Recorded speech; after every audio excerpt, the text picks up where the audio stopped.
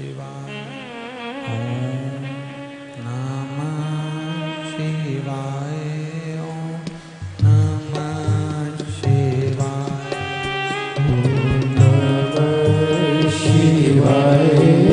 ओम नमः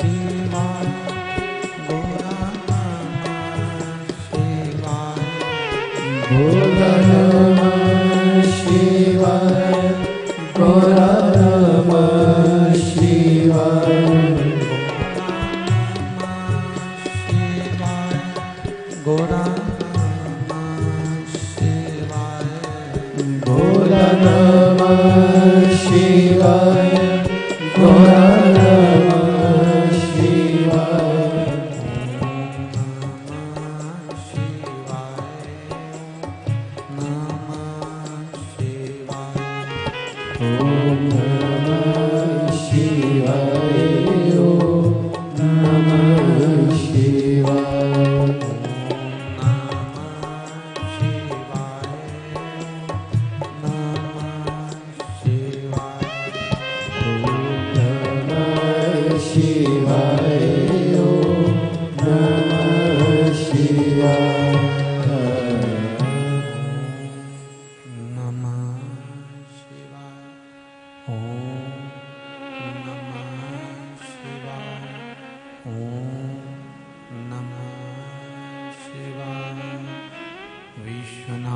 भगवान की हर हर महादेव। हर हर महादेव। हर हर महादेव। हर काशी विश्वनाथ ओगड़दानी त्रिकालदर्शी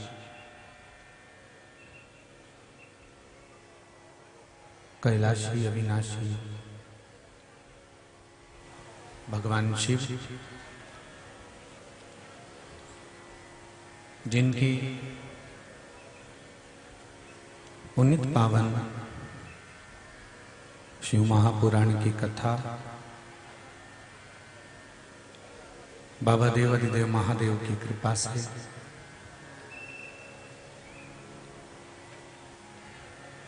रतलाम नगर की ये पावन पुण्यमय धरा पर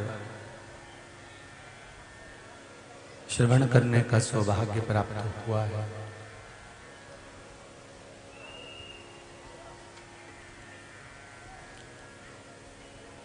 स्वर्गीय श्री अरविंद जी पाटीदार की स्मृति में श्रीमती कल्याणी जी, श्री रविंद्र जी पाटीदार इंदौर, श्रीमती शकुंतला, श्री नारायण जी पाटीदार नागदा द्वारा भगवान देवाधिदेव महादेव की ये पावन कथा आप और हमको श्रवण करने का सौभाग्य प्राप्त हुआ है।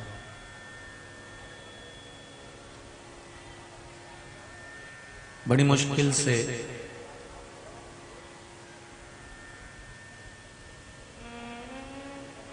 सत्कर्म करने का समय हमें मिल पाता है।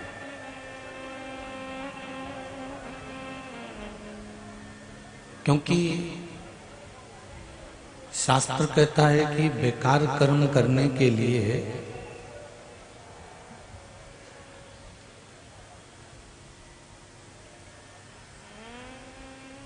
कोई आपको रोकने वाला नहीं है, पर जब सत्कर्म करने की बारी आती है, कुछ अच्छा करने के लिए आगे बढ़ते हो, तो दुनिया के लोग आपको रोकने का प्रयास करते हैं।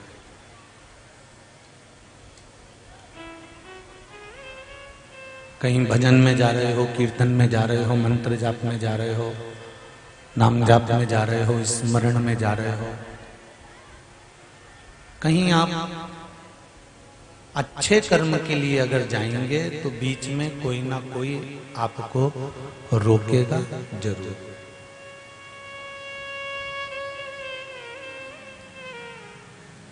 पर जब आप कोई अच्छे कर्म के लिए आगे बढ़ते हो, अच्छे कर्म के लिए जाने लगते हो,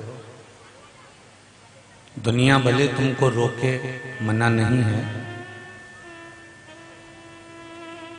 पर ये पक्का है कि आप जब अच्छे कर्म की ओर बढ़ते हो तो आपके जो पूर्वज होते हैं, आपके जो पितृ होते हैं, आपके घर के जो बुजुर्ग होते हैं, वो जैसे ही आप अच्छे कर्म की ओर बढ़ते हो तो वो आशीर्वाद देना प्रारंभ कर देते हैं और मार्ग प्रशस्त कर देते हैं।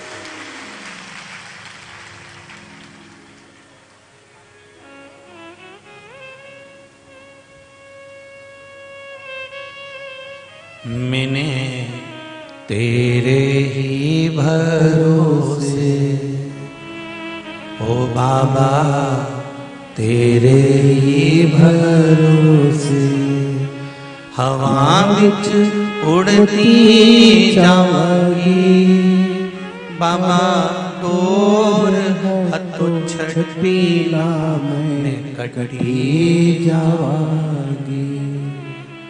ओ भोले मैं तेरी पतंग, ओ बाबा मैं तेरी पतंग, हवा बिच उड़ती जावांगी बाबा, डोर हथों छठी मैं कटी जावांगी। हम अच्छे कर्म की ओर जब बढ़ते हैं तो हमारे पूर्वज, हमारे कुल देवता, हमारे पितृ देवता, हमारे आहूत देवता हमको वर देते हैं।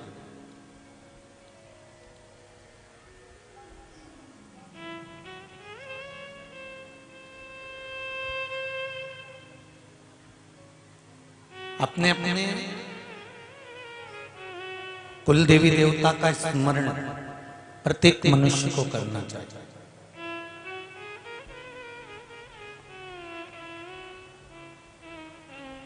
करते हो आप लोग?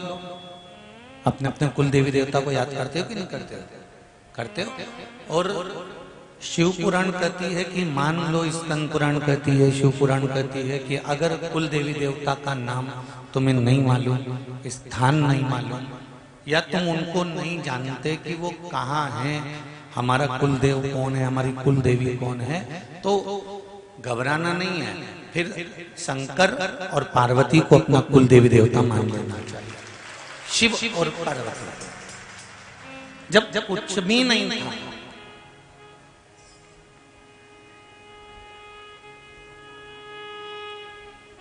अरे भाई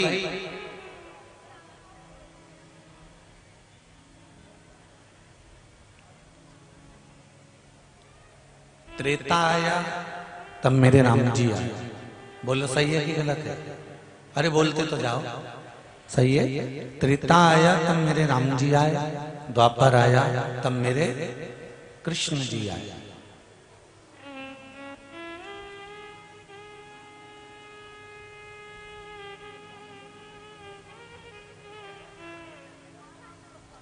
पर कई लोगों ने कहा, गुरुजी आप हमेशा सनातन धर्म की बात करते हो, सनातनियों की बात करते हो। सनातन धर्म राम जी से चालू नहीं हुआ है।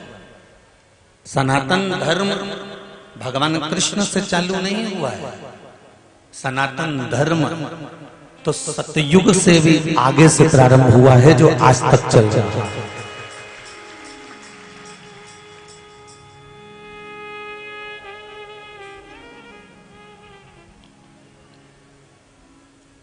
ना जाने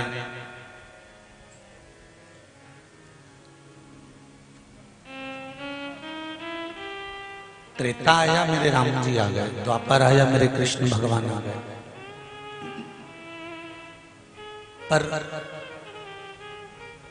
मेरा शंभु, मेरा शंकर, मेरे शिव, मेरे ओघड़दानी, ये आपने राम जी का रामायण पढ़ी होगी या रामचरितमानस का दर्शन करा होगा कि लंका पर मेरे राम जी चढ़ाई कर रहे हैं तो शंकर भगवान की पूजन कर रहे हैं।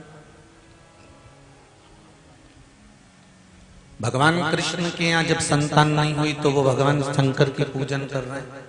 मतलब त्रेता से भी पहले मेरा शिव है। अब सत्ययुग आ गया। सत्ययुग में माता पार्वती जी शंकर जी की आराधना कर रही है, मतलब शिव इससे भी पहले के।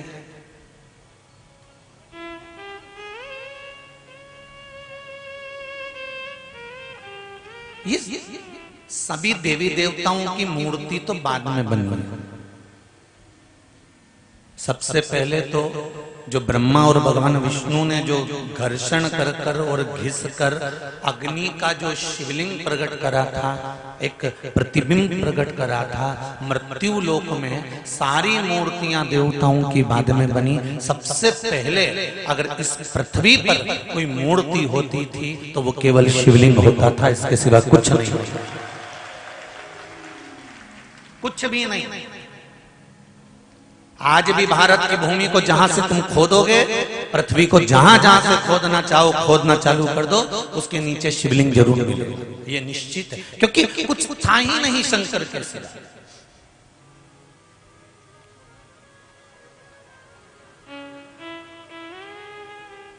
चंदन है इस देश की माटी, तपोभूमि हर ग्राम है, हर बाला देवी की प्रतिमा, बच्चा बच्चा राम है। जिसके सैनिक समर भूमि पर गाया करते गीता हैं, उसी माटी के हल्के नीचे खेली करती सीता है। ये वो साधारण सी भूमि नहीं है। हम आपसे एक बात जरूर कहना चाहेंगे, तुम योग करो ना करो, योग जानते हो ना? अरे बोलो तो समझ, जानते हो ना? तुम योग करो चाहे मत करो, पर एक बात इस व्यासपीठ से कहना चाहूंगा कि सनातनियों का सहयोग जरूर करो। योग से मतलब नहीं, सहयोग से मतलब। जब सनातन धर्म की बात आ जाए और सनातन धर्म जब सम्मुख में आकर खड़ा हो जाए और उस पर जब विरोध दिखने लगे, तब छाती ठोक कर कहना कि मैं झांसी की रानी हूं और मैं अहिल्याबाई हूं, मैं कोई साधारण नहीं हूं।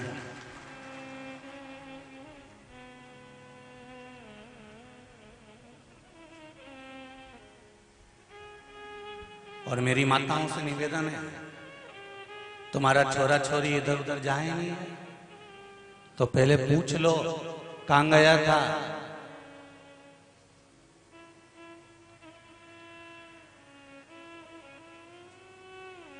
सत्कर्म की ओर बढ़े।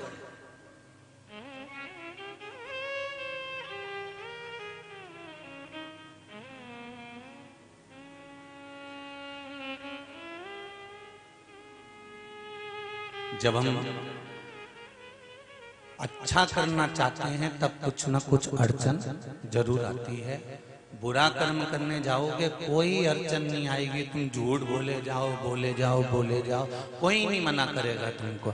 तुम बेईमानी करे जाओ, कोई मना नहीं करेगा। तुम कहीं जाकर वेश्यावृत्ति कर रहे हो, जुआ खेल रहे हो, मांसाहार कर रहे हो, मदिरा पान कर रहे हो, गलत काम कर रहे हो, किसी के साथ धोखा कर रहे हो, किसी के साथ छल कर रहे हो, कोई तुम्हें नहीं समझाएगा कि मत कर। पर जब तुम अच्छा काम करने लगो, शंकर जी के मंदिर जाने लगो, शिव जी का त्रिपुंड माथे पे लगाने लगो, चंदन लगाने लगो, भस्मी लगाने लगो, या तुम गले में रुद्राक्ष की माला पहनने लगो, या हाथ में तुम रुद्राक्ष धारण करने लगो, या तुम्हारा मन पड़े तो तुम बेलपत्री उठाकर उसको खाने लगो, तो तुम्हारे जितने दोस्त मिलेंगे, जितनी सहेलियां मिलेंगी ना, ये तुमको टॉर्चर करती रहेंगी। लो ये भी आ गई सीवर वाली महाराज की भक्तन।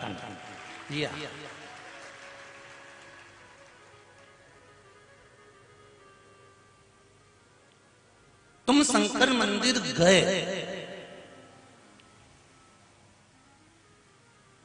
और तुमको टोकने वाले ढेर मिल गए। तुमने गले में रुद्राक्ष की माला पहनी और तुम्हें टोकने वाले मिल गए।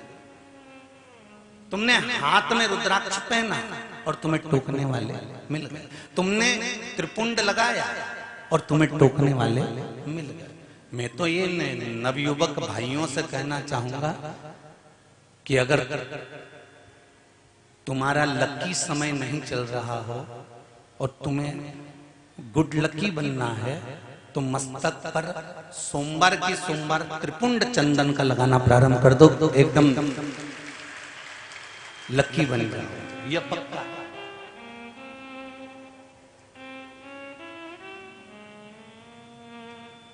तो कहेंगे दोस्त लोग, इससे ज्यादा क्या होगा।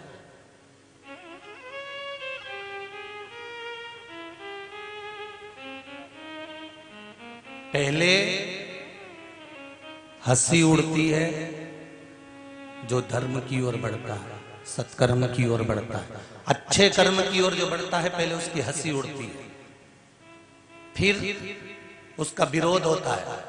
अरे क्यों जा रहा है, क्यों चक्कर में पड़े हो, वो सियोर वाला तो पगला है, उसमें तो अक्कल नहीं है, वो तो हर कुछ बता देता है कि समी पत्ता चढ़ाओ ने, बेल पत्ता चढ़ाओ ने, ये पत्ता चढ़ाओ ने, पानी चढ़ाओ ने, धतूरा चढ़ाओ, और दुनिया पागल हुए जा रही है। अगर पागल हुए जा रही है तो आज एक किसी का व्हाट्सएप पर मैसेज था रायसेन से। आपके रिश्तेदार रहते हैं रायसेन में? किसी के? किस किस के रहते हैं, जरा हाथ उठाओ। रायसेन में कोई परिचित रहता हो तुम्हारा? अगर रहता हो तो पूछ लेना।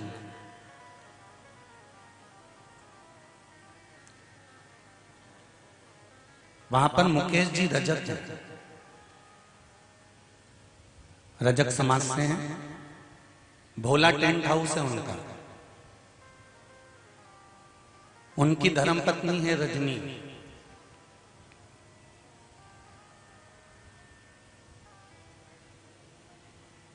जो जज की परीक्षा 50 बार दे चुकी थी पर पास नहीं हुई, हार गए।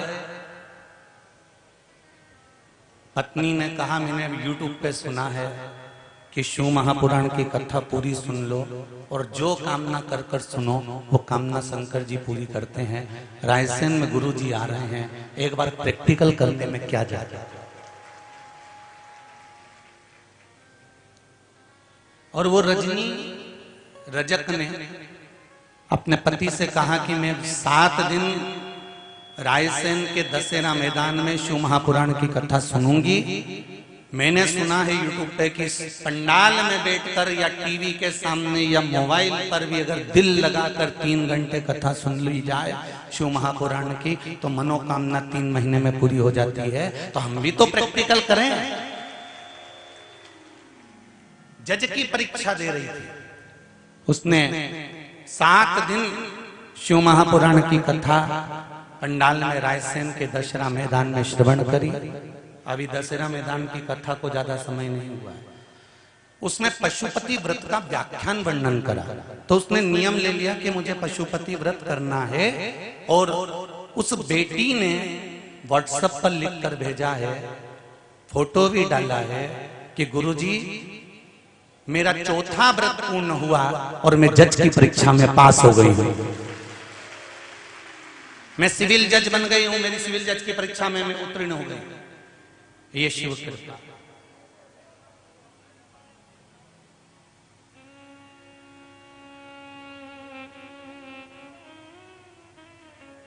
मुकेश जी रजक जी की धर्मपत्नी भोला टेंट हाउस वाले के यहां से जरा पटक रही है। उसने खुद लिखकर भेजा कि शंकर जैसा उदार कोई नहीं हो सकता। और मेरा जीजियों से निवेदन है, जितने भाई लोग यहाँ कथा में बैठे हैं, अपार संख्या है आपकी, अपार संख्या। 3 दिन से 4 दिन से टेंट लगाने वाले, टेंट बड़ा बड़ा बड़ा बड़ा बड़ा रतलाम का पूरा टेंट लाके लगा दिया है। और जहां देखो वहीं तुम भरे पड़े हो, उसके सिवा कोई तुम्हारी सत्ता है।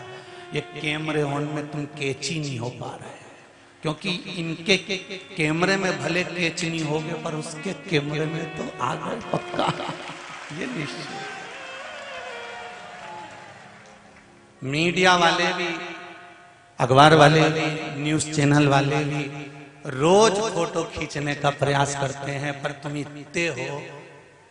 इतने हो कि उनके मीडिया वालों के, पत्रकारों के भी कैमरे में नहीं आ पा रहे हो। तो जहां से एक एंगल से खींच के ले जाते हैं तो फिर घर जाकर उनकी भी धर्मपत्नी बोलती, हम तो उधर बैठे थे, तुमने कहा फोटो उधर से खींच लिया।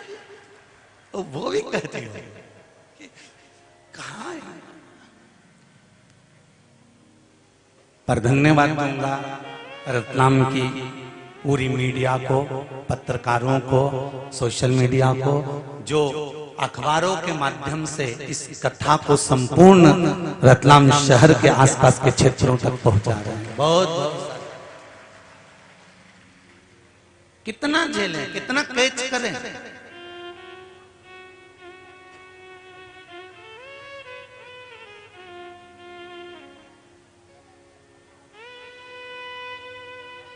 आपकी भक्ति बड़ी प्रबल है, पर एक निवेदन जरूर करूंगा कि भक्ति में दिखावा मत करना।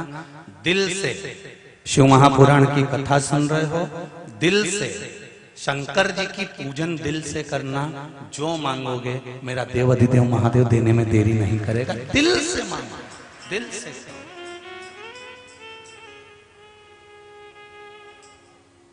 पर तुम्हारी भक्ति के चक्कर में टेंशन हमको हो जाता है।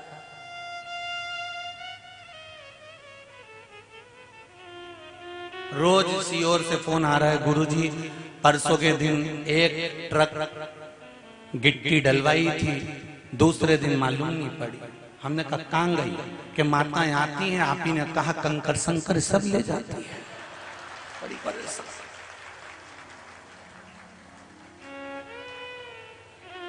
अरे तुम्हारा पांव पड़ू जी, तुम्हारा हाथ जोड़ू। जितना लोग कथा सुन रहा है सब ध्यान से सुनो। ये चौथी ट्रक है जो गिट्टी पूरी गायब हो गई। मैं तुम्हारे पांव पर अब मैं मंदिर बनाऊं कि तुम्हारा पूरा उठा के और क्या ये तुम्हारा छोरा कहाँ है, हमारी छोरी कहाँ है, हमारा और सब ले जा।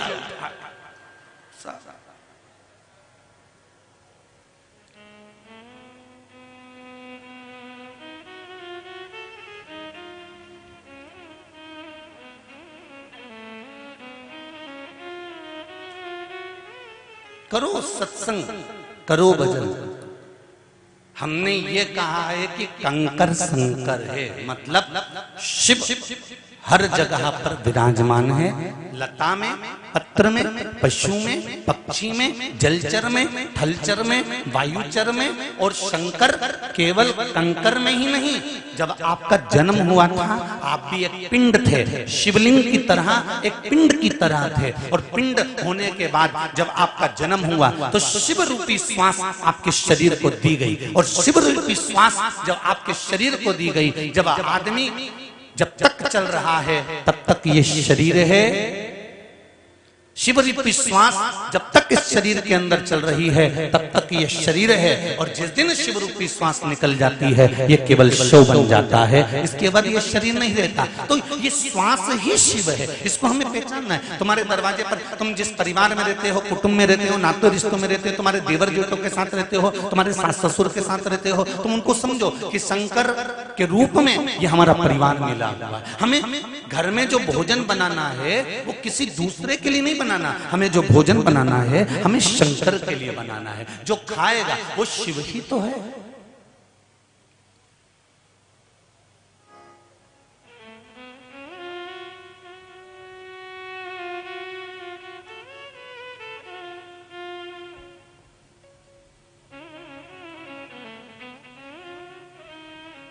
जो पशु को पूजते हैं, पक्षियों को पूजते हैं, नदियों को पूजते हैं, देवताओं को पूजते हैं, कंकर को पूजते हैं, वृक्षों को पूजते हैं, आकाश को पूजते हैं, पाताल को पूजते हैं, तारों को पूजते हैं और सूर्य चंद्र को पूजते हैं। यही तो सनातन धर्म की पहचान है।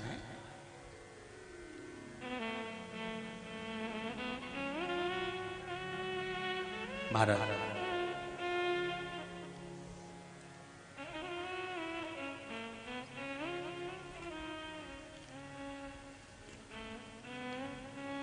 बस हमारी भक्ति में दिखावा नहीं होना चाहिए और भक्ति का बल श्रेष्ठ होना चाहिए। भक्ति का बल श्रेष्ठ कैसे होगा? आप भक्ति के बल को श्रेष्ठ कैसे कर सकते हो?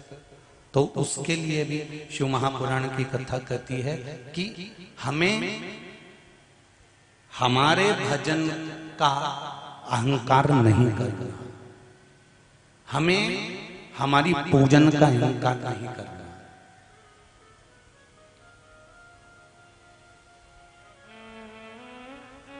भक्ति का बल बढ़ जाएगा अपने आप। हम जब पूजन करते करते, भजन करते करते, स्मरण करते करते, दान करते करते, सत्कर्म करते करते, जब हम अपना खुद का बखान करने लगते हैं कि मैं जो पूजन करता हूं मेरे बराबर कोई नहीं कर सकता, मैं जो स्मरण करती हूं मेरे बराबर कोई नहीं कर सकता, तो फिर कहीं ना कहीं हमारा भक्ति का जो बल है वो घट जाता है।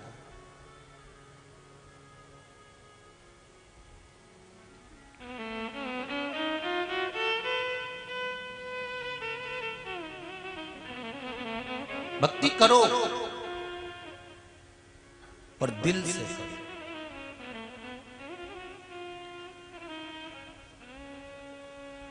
आप भी करो।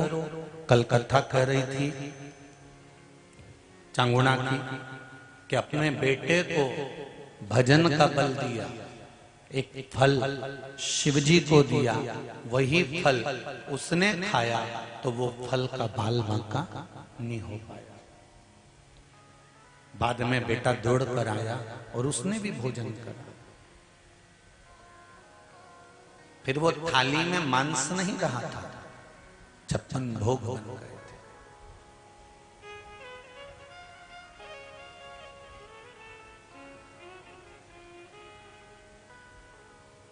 अपने बच्चों को जंगल का शेर बनाओ, पिंजरे का नहीं। पिंजरे के शेर में और जंगल के शेर में एक अंतर होता है। जब गवर्नमेंट ने, सरकार ने, भारत की सरकार ने जब जादूगरों के पास में, सर्कस वालों के पास में खबर करी, सुनो कोई भी सर्कस वाला अपने सर्कस में जानवर नहीं रखेगा, शेर नहीं रखेगा। तो सर्कस वालों ने पूछा कि इन शेरों का क्या करें जो हैं हमारे पास में?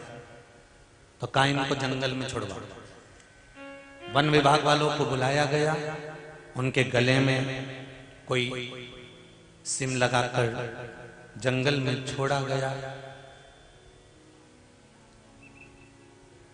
जंगल में जब छोड़ा, सर्कस के शेरों को जंगल में जब वो घूमने लगे, 5 कुत्तों ने शेर को देख लिया और वो 5 कुत्ते शेर को घेर लिए और शेर को निपटा दिया।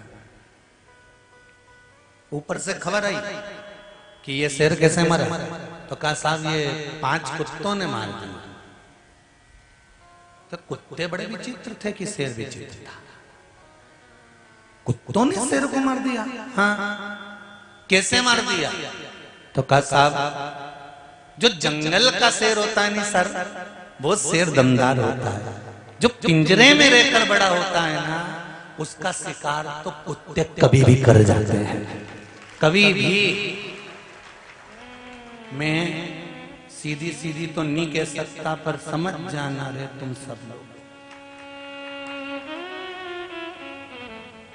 इस व्यासपीठ की मर्यादा रखकर शब्द कहूंगा, पर उसमें आपको समझना होगा। पिंजरे के शेर को कुत्तों ने मार दिया, अपने बच्चों को पिंजरे का शेर मत बनाना कि दबा दबा कर रखा जाए। मत जा, मत जा, दिख नहीं रहा कितनी गलत स्थिति चल रही है, कहां जा रहा है? और और दबा दे, और दबा दे, और डुकरिया तू निपटी और 5 कुत्ते इसको निपटा जाएंगे। इसलिए सनातन धर्म कराए शेर बनो, और वो भी जंगल के।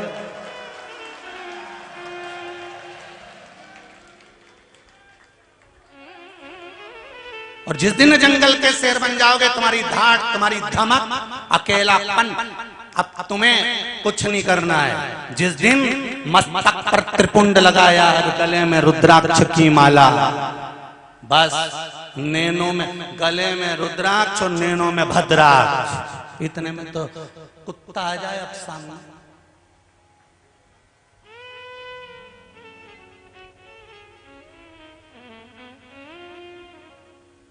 आ जाए धारण।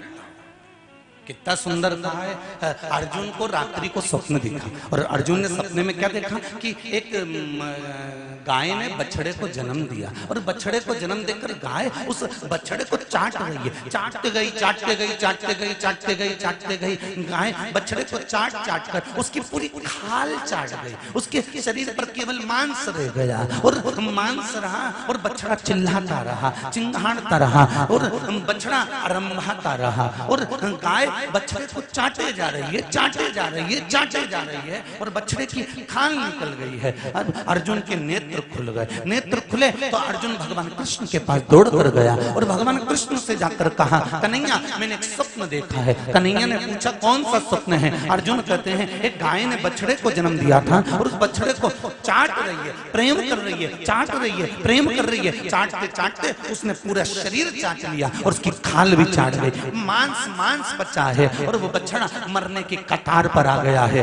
क्या ये क्या है? भगवान कृष्ण कहते हैं अर्जुन ये स्वप्न नहीं है, ये कलयुग का दर्शन हो रहा है। कलयुग में माता पिता अपने बच्चे को जन्म देंगे, इतना प्रेम जताएंगे, इतना लाड़ जताएंगे, इतना प्रेम, खाना नहीं खाए तो मोबाइल पकड़ा देंगे। माँ दिन भर उसको पीछे दौड़ दौड़ के खिलाएगी, मारा छोरा, मारा छोरा, मारा छोरा, और जब बच्चा रोए तो उसको गोदी में खिलाएगी। वो जो कहेगा माँ को करना पड़ेगा, वो जो कहेगा बाप को करना पड़ेगा। माँ मुझे 500 रुपए चाहिए, 1000 निकाल कर देगी। माँ मुझे ऐसे कपड़े चाहिए, माँ कपड़े सिलवा कर देगी। माँ मैं इस दुकान से कपड़े नहीं लूंगा, उस दुकान पर जाऊंगा, मैं इंदौर जाऊं, रत्लम जाऊं, मैं बस ये बच्चे का प्रेम। अर्थात गाय अपने बछड़े को चाटे जा रही, चाटे जा रही, चाटे जा रही। तुम भी अपने बच्चों को शे दिए जा रहे, दिए जा रहे, दिए जा रहे, और इतना बिगाड़ दिया कि जैसे ही अब बच्चा कुछ नहीं कर रहा। बच्चा अब दिन भर में 50 बार अपने माँ बाप से ही झूठ बोल रहा है, और कहाँ जा रहा है और कहाँ बता रहा है। इसमें तुम्हारी गलती है। ये कलिकाल की लीला भगवान कृष्ण कर रहे हैं। अपने बच्चे को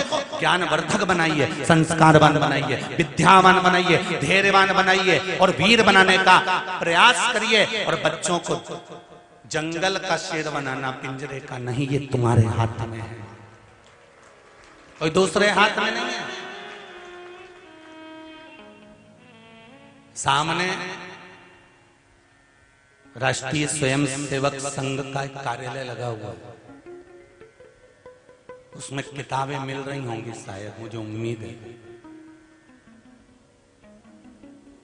50 चीज बाद में खरीदो, पहले वहां से एक किताब खरीदो, जिससे हम अपने बच्चों को संस्कार दे सकते हैं कि इसको पढ़ो। नहीं समझ में आए तो हमसे पूछो।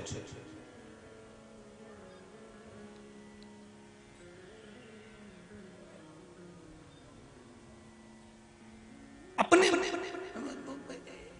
एसी का कमरा नहीं छूटता, हैंडसेट नहीं छूटता।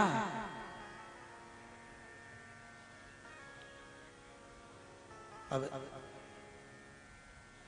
ऐसे भेरू की शादी भी कर दो तो इसे कई लुगाई छूटे।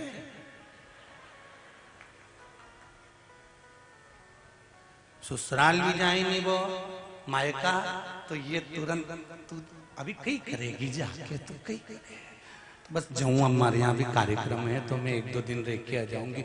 ये तो तैयारी कर, मेरी बेटे जी लगा जा, तू गई मैं पहुंच। और माता पिता कह रहे घर में रहे, जिन दिन से शादी हुई उस दिन से हमसे अच्छे से ही नहीं बात कर रही है। ये आदत किसने डाली है? आपने अपने उसको संस्कार नहीं दे पाए। बहुत जरूरी है। बच्चों को कार मत दिलाओ, संस्कार दिलाओ। कार दिलाओगे तो बच्चे बेच कर खजाएंगे, संस्कार दिलाओगे तो कारों की लाइन लगा देंगे तुम्हारे पुत्र तुम्हारी पुत्रियां। ये पीछे नहीं हटने वाले। केवल तुम्हारा विश्वास, तुम्हारी भक्ति, तुम्हारी श्रद्धा। घर के बच्चों से कहो एक लोटा पानी लेकर शंकर जी के मंदिर जाया कर। मम्मी मैं नहीं जाऊंगा, मेरे को शर्म आ रही है, मैं नहीं जाऊंगा। तो तू सोच के बैठ जा, रोटी भी नहीं मिलेगी। मैं दोस्त क्या खा लूंगा, कितना दिन तेरा दोस्त खिलाए, मैं भी तो देखूं। और चली जा चूड़ा बांध के दोस्त के घर। कहाँ है रे तू, इधर आ। यही संस्कार दे मेरे छोरा को कि मंदिर मत जा। कहाँ तेरी माँ, बुला इधर। और छाती पर चढ़ जा कि कौन है। और उसकी माँ से कि तेरे छोरे को भी कह शंकर मंदिर जा, हमारा छोरा को लेके। अगर मंदिर जाएगा तो घर में रोटी खाएगा, और नहीं जाए तो जाऊं ना। थोड़ा सा मोह का त्याग करो और बच्चों को संस्कारवान बनाने के लिए, सनातनी बनाने के लिए आगे बढ़ो। नहीं तो आने वाली पीढ़ी रोने वाली है।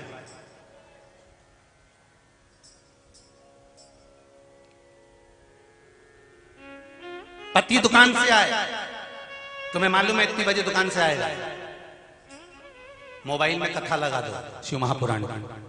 वैसे तो मुझे विश्वास है कि आप लोग अगर कथा में आ रही हो तो आपके पति भी शिव भगवान से, शंकर से जुड़े हुए जरूर हैं, तभी माताएं यहाँ पर कथा में आ रही है। मुझे विश्वास है, ये मेरा भरोसा कहता है कि मेरी दीदियां, मेरी बहनें, मेरी माताएं, मेरी बेटियां अगर शिव महापुराण की कथा में मेरी माएं आ रही हैं तो इनके पति, इनके ससुर कभी मना नहीं कर सकते। वो कह देते होंगे जा कथा में जा, क्योंकि उसको मालूम है कि जब ये कथा सुनकर आएगी, रोटी बनाएगी तो कथा का स्मरण करती रहेगी।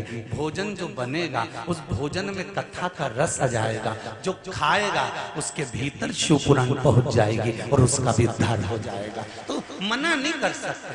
मैं नहीं मान सकता कि कोई मना करे। मना तो केवल तुम्हारे बेस्ट फ्रेंड। और ये जो किटी वाली होती है ना, स्माइल प्लीज, बस ये कभी कभी मना कर सकती है। अरे मोबाइल बंद करना, दिख नहीं रहा सब किटी में बैठी हैं।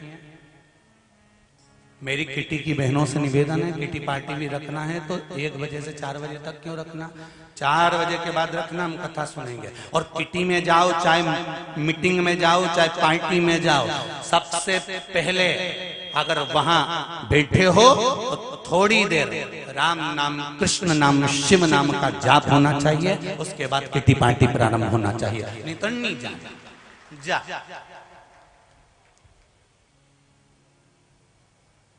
अरे थोड़ा बदलो तो अपने आप को।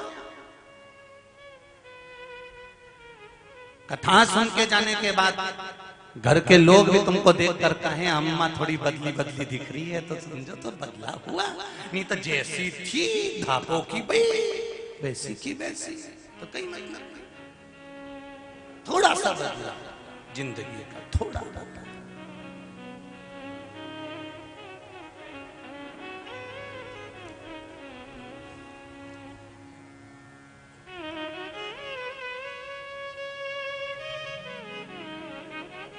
उसके भरोसे पर, उसके भरोसे।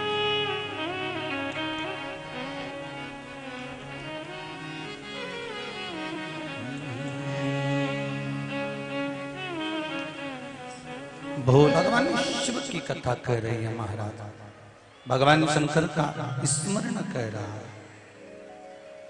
आप करो शिव भक्ति, मस्तक पर त्रिपुंड हो, गले में रुद्राक्ष की माला हो, मुख पर शिव का नाम हो, श्री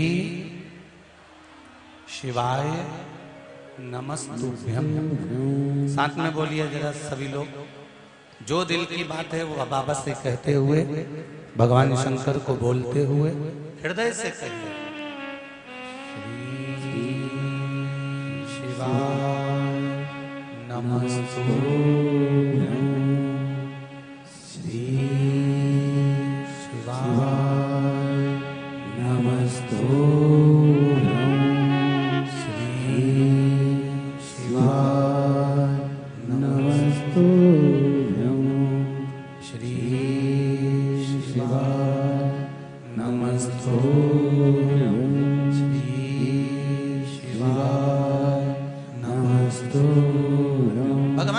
का ये मूल मंत्र। जब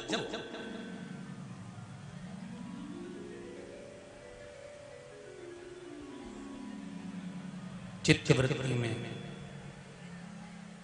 भगवान की अविरल भक्ति में जो सुख है वो सुख कहीं एक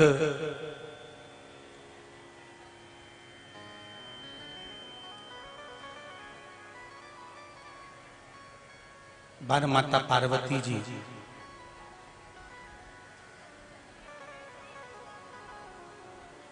तप साधना में बैठी हुई,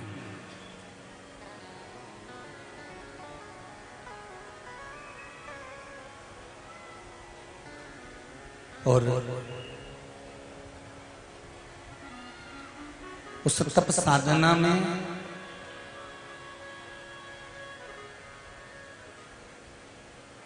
विघ्न डालने के लिए तारकासुर आया।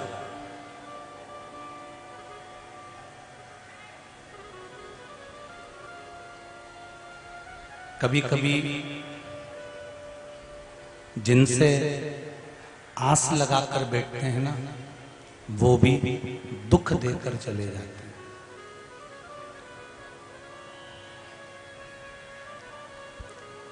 कभी कभी जिन पर विश्वास कर कर बैठते हैं वो भी दुख देकर चले जाते हैं।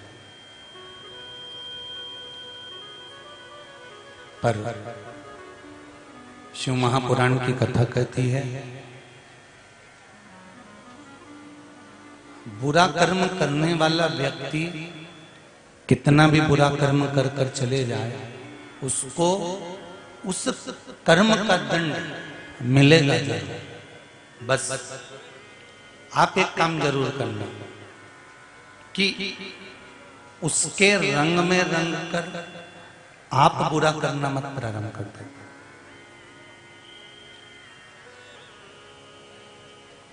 एक संत गंगा जी का स्नान कर कर आ रहे हैं, और एक व्यक्ति जो उनसे ईर्ष्या रखता है, जलन रखता है, उनसे ईर्ष्या का भाव रखता है, वो पेड़ पर चढ़ा हुआ है और उनके ऊपर पान थूक रहा है।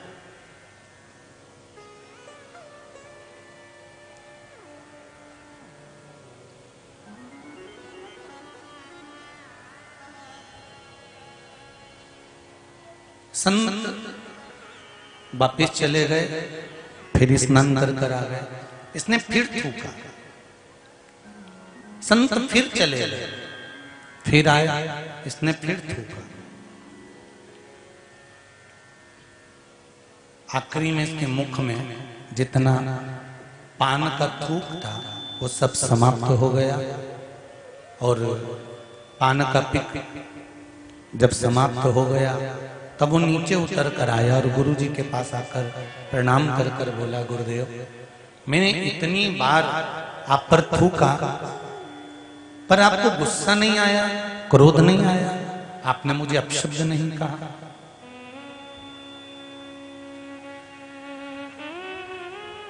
गुरु जी बोले,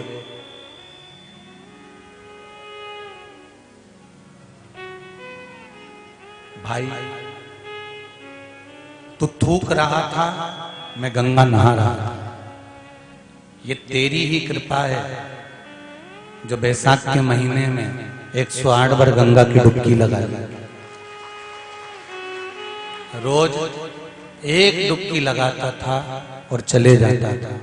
आज तेरी कृपा हुई ना, इसलिए तेरी कृपा से आज मुझे इतनी डुबकियां लगाने का फल मिला।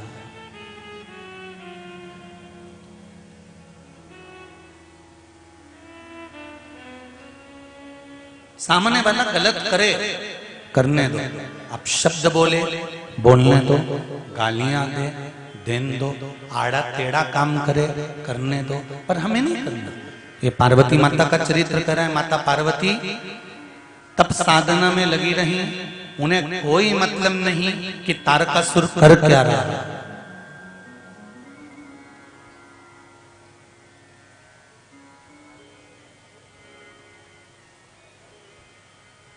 गुरु जैसे अपना कर्म करता है, माता पिता अपना कर्म करते हैं, बस गुरु का काम क्या है? शिष्य को निर्मल कर देना और निर्मल कर कर उसको परमात्मा के दरवाजे पर लाकर छोड़ देना।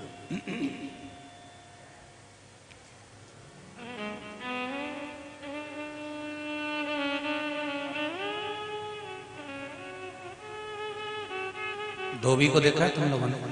धोबी, उसके कपड़े से कोई लड़ाई है क्या? धोबी की कपड़े से कोई उसकी परेशानी है क्या? कपड़े से कोई उसका विवाद है क्या? अरे बोलो तो जम के। नहीं है, नहीं। जब उसके कपड़े से लड़ाई नहीं है, विवाद नहीं है, परेशानी नहीं है, फिर वो कपड़े को तक क्यों रगड़ता है? कपड़े को ले जाएगा गर्म पानी में, उसको उकालेगा, डालेगा, फिर घाट पे ले जाके जो कूट पत्थर पे, और बच जाएगा तो मोगरी से कूट, मोगरी से बच जाएगा तो ब्रश से रगड़ने के बाद में फिर पानी में पक्षी, फिर पक्षी, फिर पक्षी, फिर धूप में डाल दिया 2-3 घंटे के लिए, कड़क की धूप उसमें पटक दिया, फिर वापिस लाया, प्रेस गरम करी और गरम प्रेस के ऊपर धर के और उसका सारा सल मिटा दिया, और सल मिटा के घड़ी करके फिर उसको ले जाके सेठ जी के यहाँ वापिस दे दिया। अब धोबी की कपड़े से कोई लड़ाई है क्या? अरे बोलो तो जम के। नहीं है, नहीं।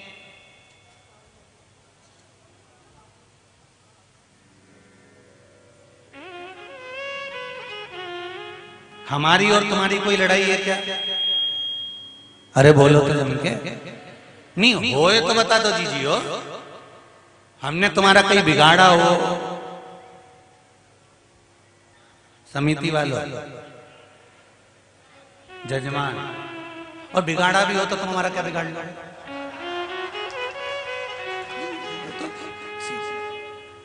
हमारी तुम्हारी कोई लड़ाई है क्या? नहीं। धोबी की कपड़े से कोई लड़ाई है क्या? नहीं। उसके बाद भी धोबी गर्म पानी में डालकर, उकाल कर, उसको कूट कर, उसको रगड़ कर, उसको ले जाकर धूप में पटक कर, फिर गर्म प्रेस फेर कर आखिरी में सेठ जी को ले जाकर देता है। उसी तरह एक वक्ता, एक कथाकार, एक गुरु, एक सद्गुरु होता है जो अपने शिष्यों को डुबो कर कथा के उस रस तत्व में पूरा क्लीन कर आखिरी में तप साधना से जोड़कर उसको ले जाकर उस परमात्मा रूपी सेठ के हवाले पर कर देता है कि ये कपड़ा न गुरु की चेले से कोई निंदा है, न चेले की गुरु से कोई निंदा है।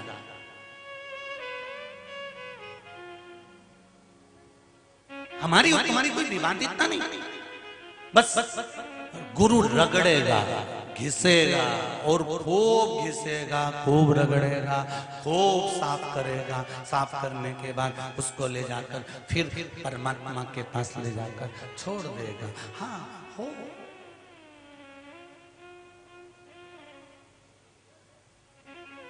धोबी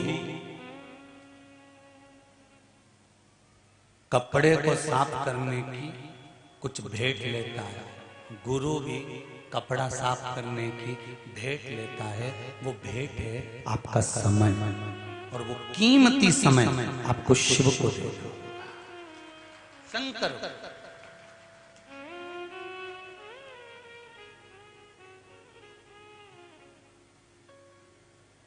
कीमती समय है।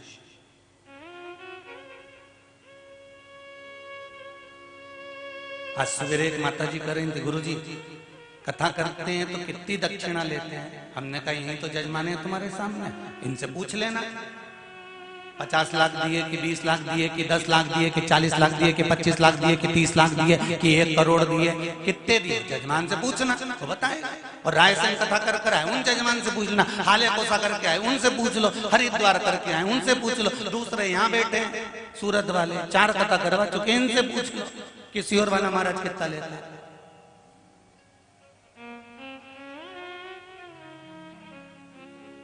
बेलपत्र जो चढ़ी है, इससे बड़ी कोई कीमत सियोर वाले महाराज के लिए नहीं हमारा। कोई कह दे 50 लाख ने, 25 लाख ने, 20 लाख ने, 40 लाख ने, 30 लाख, यही जजमान है। पूछ लेना एकांत में कि 10 लाख की, 8 लाख की, 7 लाख बता दे। किसी और वाला महाराज लेके गया। केवल एक बेलपत्र और शिव भक्ति तुम्हारी। हाँ, इतना जरूर कहूंगा कि जो आते हैं उनके बैठने की व्यवस्था और माइक कथा की व्यवस्था ये जरूरी है, और पानी की व्यवस्था जरूरी है, जिससे कोई को तकलीफ ना हो। ये जरूर करो। भजन करो, कीर्तन करो, स्मरण करो।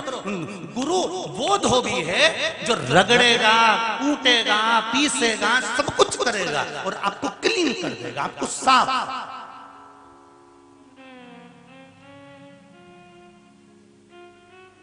और एकदम निर्मल कर आपको ले जाकर परमात्मा के सामने छोड़ देगा, भगवान के सम्मुख में ले जाकर वो छोड़ेगा। क्योंकि जैसे कपड़े को धोने के बाद, धोबी क्लीन करने के बाद में सेठ जी को देता है, गुरु भी आपके जीवन को निर्मल कर कर परमात्मा को दे देता है कि अब ये तुम्हारा हो गया, अब ये भटकने वाला नहीं है, अब ये तुम्हारा हो चुका है।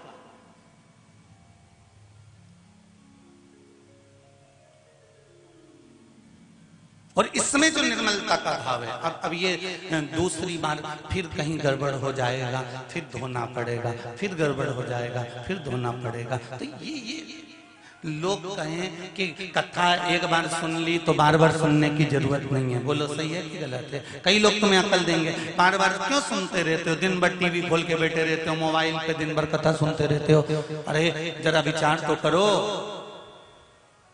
जितने लोग यहाँ कथा सुन रहे हैं पंडाल में, उससे ज्यादा रतलाम की दुकान में टीवियों पर कथा चल रही है महाराज। एक एक घर के अंदर, एक एक घर के अंदर सब जगह पर कथा ही कथा का निर्णय। तो कोई कहे एक बार सुन ली, दूसरी बार सुन ली, तीसरी बार सुन ली, बार बार कथा क्यों सुनते हो? तो जैसे एक कपड़ा एक बार पहनने के बाद उनमें सल आए कि नहीं आए? अरे बोलो तो जी आए ना। तो उसको कितना भी तुम घड़ी बना के, हमने तो कई बार कोशिश करी कि ये धोती बार बार प्रेस के लिए नहीं भेजे, ऐसी हमने घड़ी बना के उतारने के बाद घड़ी बना के गद्दा के नीचे धर दी। पर मालूम क्या था कि वो धोती जहां से टेढ़ी हुई गई थी ना, वहां पर और 2-4 साल पड़ी किया गद्दा के नीचे धर दी।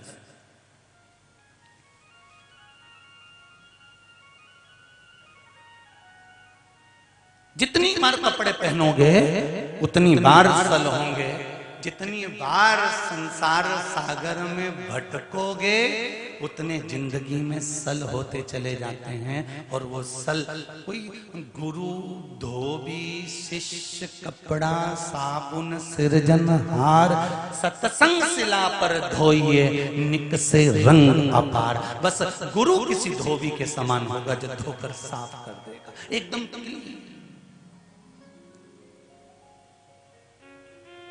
तुम्हारे घर में इलायची है? के घर में? सबके यहाँ? आज जाके इलायची को उठा के सूंघना, ठीक है? सूंघने के बाद वापिस रखना और उसको ओकली में डाल लेना, बस खलबत्ता में। और वो के बाद उसे दोचना या बेलन चकोटी पे उके पीसना, फिर सूंघना। दोनों में खुशबू सबसे ज्यादा कब आएगी? अरे बोलो जब के जब वो उठ जाएगी, पिस जाएगी, उसकी खुशबू बढ़ती चली जाएगी। बस इंसान भी ऐसा ही है। संसार की ओखली में उसका जन्म हुआ है,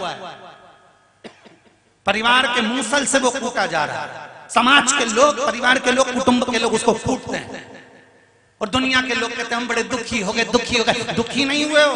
इलायची को जितना पीसा जाता है वो उतनी खुशबू देती है। संसार में आने के बाद जितना दुख झेलोगे उतनी जीवन की प्रसन्नता होगी। आपकी खुशबू आप खुद बढ़ा सकते हो। आपकी खुशबू कब बढ़ेगी? जब आप दुख झेलना चालू कर दोगे। जरा सी देर में बहू उनके देती हम तो बड़े दुखी हो गए, हम तो मर जाए तो अच्छा। तो मरो,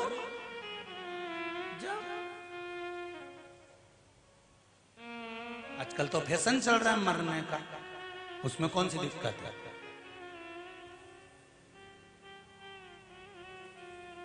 पर ये कुआं में डूब के मर जाना, तालाब में डूब के मर जाना, रेल के नीचे मर जाना, कहीं से कूद के मर जाना, ने कुछ खा के मर जाना, ये तो ओल्ड फैशन है। न्यू फैशन लाओ मरने का। ये फैशन तो ओल्ड है, फांसी लगा लेना। ये तो जब तुम साड़ी नई तरह की नई डिजाइन की पहनो तो मरो भी तो नई डिजाइन में। क्या ये सल्फास खा लूं, ने फांसी लगा लूं, ने ट्रेन के नीचे आई जाऊं, ने पानी में डूब के मरी जाऊं, ने मैं ये कर लूं, ने मैं आग लगा लूं, ने मैं ये कर लूं। अरे तुम उस घर की बेटियां हो, तुम्हें आग लगाने की जरूरत नहीं है। बोल दो क्या? अरे जी तुम्हें क्या आग लगाना? फैशन चेंज कर। अगर मरना ही है ना तो घर वालों से कह देना मैं ऐसे तो मरूंगी नहीं। अब मैंने चेंज कर दिया। जिस दिन से उस योर वाला महाराज बोला ना कथा में कि कपड़े नई डिजाइन के, रोज रोज सब्जी नई डिजाइन की, रोज रोज चोटी नई डिजाइन की, रोज रोज नकुन पालिश नई डिजाइन की, हर हफ्ता में चेंज करूं तो मौत भी चेंज करूंगी। मैं ये कितना भी हार जाऊं संसार से, पर ऐसे ये डूब मूब के या कुछ खा के या ट्रेन के नीचे या इसके नीचे या उसके नीचे मरूंगी नहीं। अगर मरूंगी तो आप सोच के बैठी हूं शंकर जी का इतना पूजन करूंगी, इतना पूजन करूंगी, इतना पूजन करूंगी कि फिर मर जाऊं। अब जो विचार कर शंकर जी के पूजन में इतनी लग जाएगी और इतना शंकर से प्रेम करने लग जाएगी तो शंकर जी थाने मरने देगा है? जिसको जो प्रेम करता है उसका मोबाइल खो जाता है तो जो प्रेम करने वाला होता है ना वो कहता तू घबराए काहे को, नया दिला दूं थारे, तू काहे को चिंता कर। मैं तो कल कथा में गई थी ना, हमारा मोबाइल खो गया। तो काय को चिंता करे, कल तेरे पास नया पहुंच जाएगा। कौन लाएगा? तू चिंता क्यों करे, मैं तो बचा दूंगा थारे। तू कथा में निकलेगी ना जब थारा हाथ में हैंडसेट पकड़े। बस शंकर जी भी ऐसा है। एक बार मेरे भोलेनाथ से दिल लगा लो, एक बार मेरे शंकर से दिल लगा लिया और ऐसा दिल लगाओ, ऐसा दिल लगाओ, ऐसा दिल लगाओ जैसे नहीं बोलूं, जैसे पत्नी पति से, छोरी छोरा से, उस तरह का बेटी बाप से जैसे स्नेह करती है और बेटा माँ से स्नेह करता है, ऐसा दिल मेरे शंकर से लगा लो, फिर तुम्हारा खर्चा शंकर उठाएगा पक्का। जो दिल लगा लेते ना उसका खर्चा उसको उठाना ही नहीं पड़ता। चल अंगूठी चल, हैंडसेट चल, मोबाइल का बिल चल, अब भीड़ लूं 2 मिनट में। अब तुमने उससे दिल लगाया तो वो खर्चा उठाए, तो एक बार उससे दिल लगा कर तो देखो कि तुम्हारे पूरे परिवार का खर्चा वो उठाएगा। कौन? देव अधिदेव महा, उससे दिल लगा कर देखो एक बार। और जब दिल लगा लिया तो फिर क्या सोचना।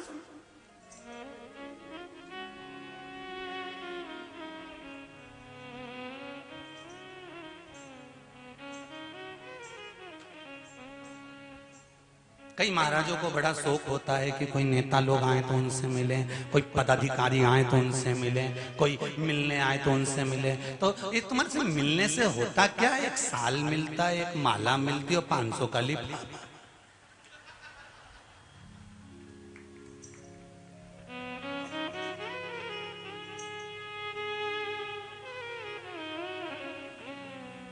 सही है? तुमसे मिलने से मिलेगा क्या? एक माला, एक लिफाफा 500 का, और साल कई करूंगा साल और माला का। मरूंगा तब भी तो लोग पहनाएंगे। क्या करना साल और माला का? तुमसे मिलूं, जितना समय तुमको दूंगा, तुम 500 का लिफाफा और माला दोगे, उतना समय अगर मेरे महादेव को दूंगा तो वो ना जाने कितना निभा देगा। उसको दो समय, मेरे शंकर को समय देना चालू करो, ओघरदानी को समय देना चालू करो। मैं ये नहीं कहता कि तुम मंदिर में जाकर बैठ जाओ, मैं ये नहीं कहता कि 24 घंटे मंदिर के अंदर बैठे रहो, मैं ये नहीं कहता कि दिन भर कथा में बैठे रहो, पर इतना जरूर कहूंगा आधी में पुनि आध, सनातन धर्म की बात को याद रखना। एक सनातनी अगर 15 मिनट के लिए भी भगवान के मंदिर में जाता है तो भगवान से नैन मिलाकर भगवान का हो जाता है। बस वो चाहिए। आप हो जाओ शिव के, शंकर तुम्हारा हो जाए और तुम शंकर के हो जाओ, बहुत उतना।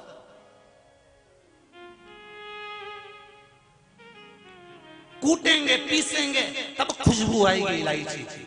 संसार के लोग जब आप शब्द कहेंगे, ताने देंगे, गाली देंगे, आड़ा टेढ़ा बोलेंगे, तब तुम्हारी खुशबू बढ़ेगी। ऐसे ही बढ़ जाएगी क्या? बहू को जब आप शब्द कहे जाते हैं ना, तब बहू निखरती है। और बहू को चाहिए कि मौन रहे, बोलना नहीं। सास आड़ा टेढ़ा बोलेगी, खूब आड़ा टेढ़ा बोलेगी, ये सास नहीं होती, रसोईया अच्छी वाली होती है। इलायची को पीसने का प्रयास करती है कि इसकी खुशबू बढ़े, और सास उसको पीसती है। इसमें उखल और ये मूसल का कोई काम नहीं। वो बोलेगी ना, बोलने दो। आड़ा टेढ़ा बोलने वाला बोले, ताना देने वाला दे, और बोलने वाला बोलता रहे। आग लगे बस्ती में, अपन रेओ मस्ती में, और अब तो अपनी नई चीज लेके आओ।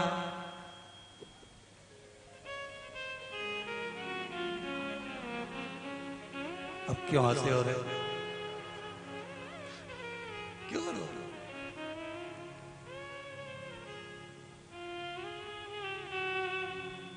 क्या किसको रोइए, रतलाम का सेव खाइए।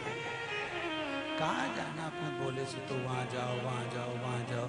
कोई ये बोल रहा है, कोई वो बोल रहा है, कोई वो बोले। तुम्हें जितना जितना लोग आड़ा टेढ़ा बोले नहीं, तुमसे कहे कि मंदिर मत जाओ, ये क्यों मंदिर जाती है, क्या रखा है मंदिर में, उतनी जोरदार खजूर वाली चोटी बना बुनू के फिर जा। और जो तुम्हें मना करे ना, ऊ के दरवाजे से जा ले, और बिल्कुल, और 1 घंटा तक पेंसिल से लाइन खींच, डब्बा भर, अब जाऊंगा कहीं कहीं।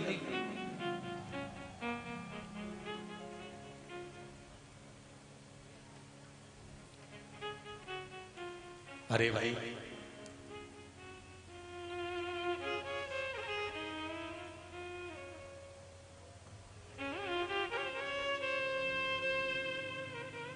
मीराबाई को कितने ताने दिए जाते थे, मीराबाई को कितना अपशब्द कहा जाता था, कितना आड़ा टेढ़ा बोलते थे, तो भी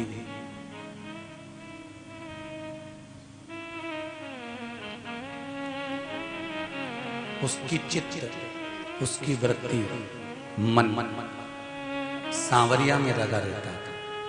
फिर वही बात आ गई, प्रेम करोगे तो जहर भी अमृत कर देगा, इतना बल मेरे शिव में है। जहर भी,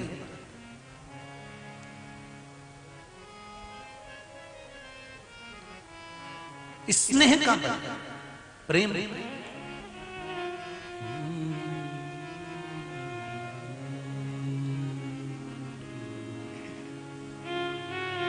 भक्ति का बल प्रबल होता है।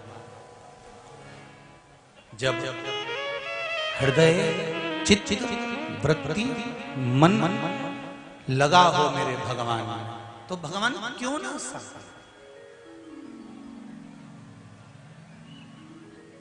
अब शिव से इस मन को, इस चित्त को शंकर से लगाओ तो देखिए, माँ जगत जननी, माँ पार्वती, माँ भवानी तप कर रही हैं। तारकासुर आया, उस तारकासुर ने देखा कि एक काम करता हूं कि ये जो बच्चा होगा, कार्तिकेय जी का जो जन्म होगा, शरानंद जो पैदा होंगे, जन्म लेंगे, इसको मार दूंगा।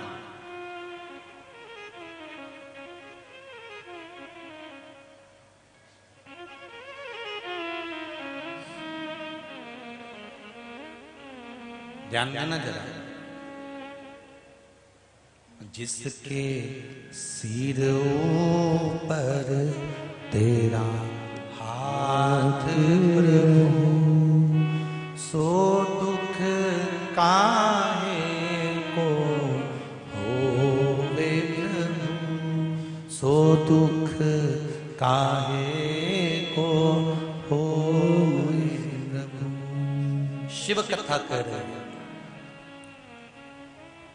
तारकासुर ने विचार करा कि बच्चे को मैं मार दूंगा, पर जातो राखे साइया। अच्छा जम के बोलो, मार सके ना कोई, वहां से लिखा हुआ आ गया कि मरना है तो कोई बचा नहीं सकता।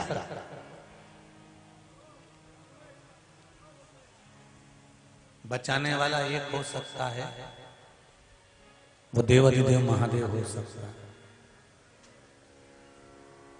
उसके सिवाय कोई। अकाल मृत्यु वो मरे जो काम करे चंडाल का, काल उसका क्या बिगाड़े जो भक्त हो महाकाल का। चोंगे जैसा है शिव।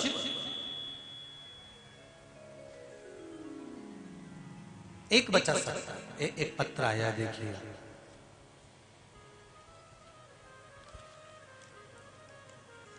एक अन्वी नाम की बालिका है,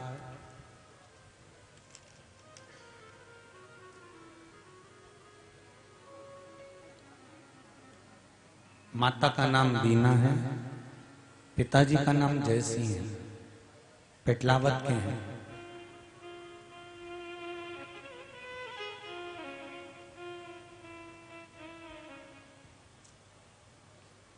इसके सिर में 6 साल की ये बच्ची है, पानी भरा गया था। डॉक्टर ने कह दिया था कि ये बच्ची का बचना मुश्किल है, इसके ब्रेन में पानी भरा चुका है। या तो ये माइंड से बेकार हो जाएगी या शरीर इसका बस केवल पलंग पर पड़ा रहेगा। शायद इसका फोटो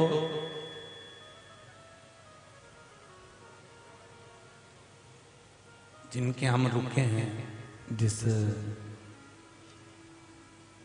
बंगले में, भवन में, उनने शायद टीवी चैनल वालों को भी दिखाया होगा। हो तो जरूर दिखाना, चैनल वालों के पास में अगर हो, आस्था वालों के पास। तो ये बच्ची के ब्रेन में पानी भरा गया था। डॉक्टर ने कह दिया था कि ये बच्ची बचेगी नहीं, अगर बच गई तो ये पलंग पर लाश की तरह पड़ी रहेगी। पर इसकी मां ने पशुपति व्रत करना प्रारंभ करा और पशुपति व्रत के चलते ही मन में ये विचार कर लिया कि पशुपति व्रत करते करते ही बीच में ही ऑपरेशन कराना है और देखना है कि इसको शंकर जी सही करते हैं कि डॉक्टर सही करता है। अब ये विचार करना। अगर बच्ची का फोटो हो तो अवश्य दिखाएं। और जो डॉक्टर ने ऑपरेशन करना प्रारंभ करा, ब्रेन के पानी को उदर के माध्यम से नली डालकर निकालना प्रारंभ करा।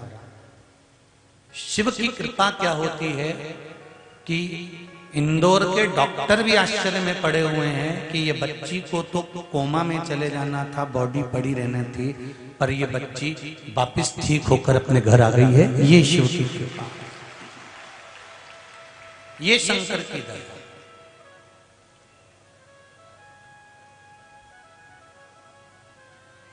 फिर निवेदन करूंगा शंकर भगवान पर एक लोटा जल, एक चावल का दाना या एक बेलपत्र या सूर्य नारायण भगवान को, भास्कर देव को चढ़ाया गया जल कभी खाली नहीं जा सकता। एक पत्र हो।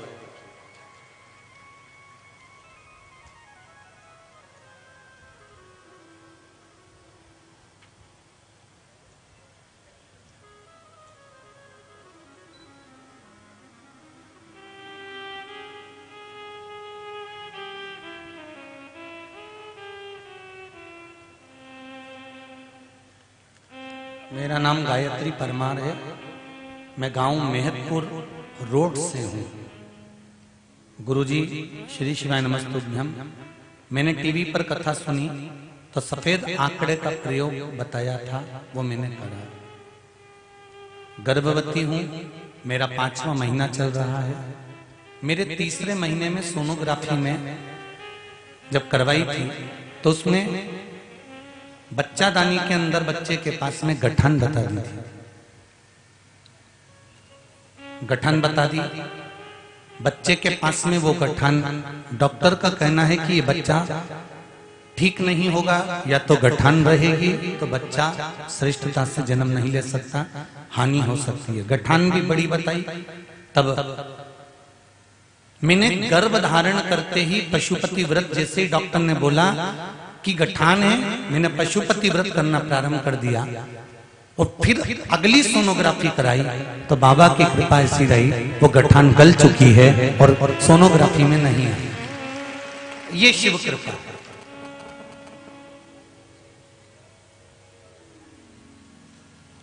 एक पत्र और है बड़ा सुंदर। मेरी शादी को 24 साल हो गए थे। गुरुदेव मुकेश संध्या स्वर्णकार बेसु का बैसुला से हैं। मुकेश संध्या स्वर्णकार बैसुला से हैं। मेरी शादी को 24 साल हो गए थे। 2 मेरी बालिकाएं थीं। लोग मुझे ताने देते थे कि बेटियां हैं, बेटियां हैं, बेटियां हैं। पुत्र नहीं, वंश कौन बढ़ाएगा, आगे कौन लेकर जाएगा।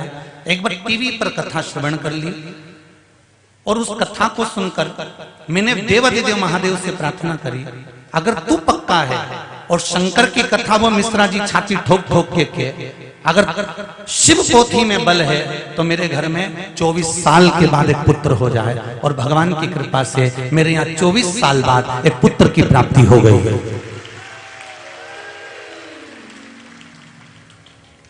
24 वर्ष के बाद में मेरे यहाँ पुत्र आ गया। ये शिव कृपा, ये शंकर की उदार, ये शिव की उदार। शंभु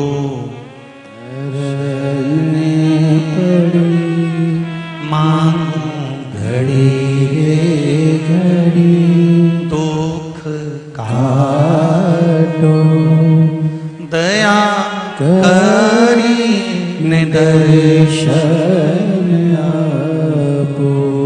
जब तक शिव की कृपा नहीं होती, ऐसा फिर निवेदन करूंगा, ऐसा कौन ये पत्र भरे पड़े हैं जीजियों, पढ़ने की ही फुर्सत नहीं। कथा वाचे कि पत्र पढ़े ढेर।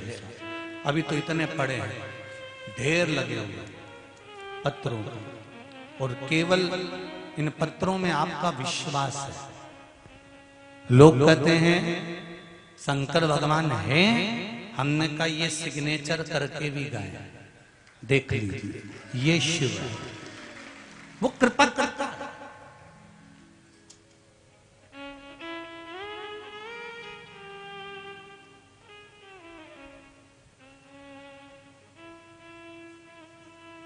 बैसाख के महीने में तो आपको अगर शरीर में कहीं पथरी भी आ गई है ना, कहीं नेत्रों में अगर ज्योति कमजोर पड़ रही है, जाले पड़ने लगे, चश्मा बढ़ने लगा, रात को आंखों में जलन होने लगी, रात को नींद नहीं आ रही है, तो बैसाख के महीने में जो दुर्वा होती है, इस दुर्वा को तोड़ लाओ। जहां पर अशोक सुंदरी का स्थान होता है, जहां पर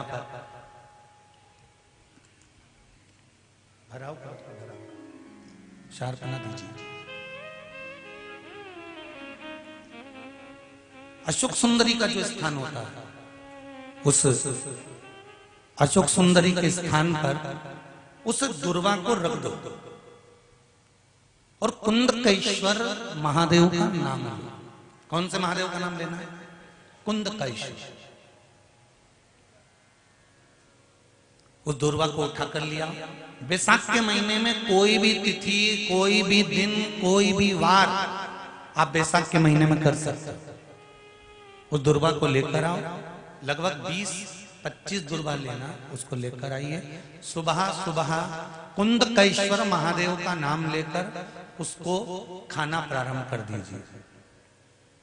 एक दुर्वा रोज खाओ। जो पथरी है या नेत्रों में तकलीफ है या कोई ना कोई रात्रि को नींद नहीं आना, बेचैनी हो जाना, घबराहट होना, धीरे धीरे धीरे धीरे 20 दिन की वो दुर्वा है, 20 दुर्वा एक एक दिन खाना चालू करो। 4 या 5 दिन लगेंगे, अपने आप आपको कोई गोली खाने की जरूरत नहीं पड़ेगी, नींद अपने आप आना प्रारंभ हो जाएगी और बेचैनी। अशोक सुंदरी वाली जगह पर दुर्वा समर्पित कर कर कुंदकेश्वर महादेव का नाम लेकर, कौन से महादेव? कुंदकेश्वर महादेव का नाम लेकर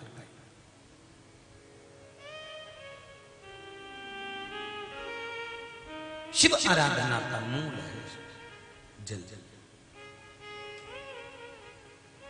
महाराज तारकासुर ने विचार कर लिया, इस बच्चे को मुझे मारना है। दाई का रूप रख लिया तारकासुर ने, बच्चे का जन्म हुआ, उसे ले जाकर फेंक दिया।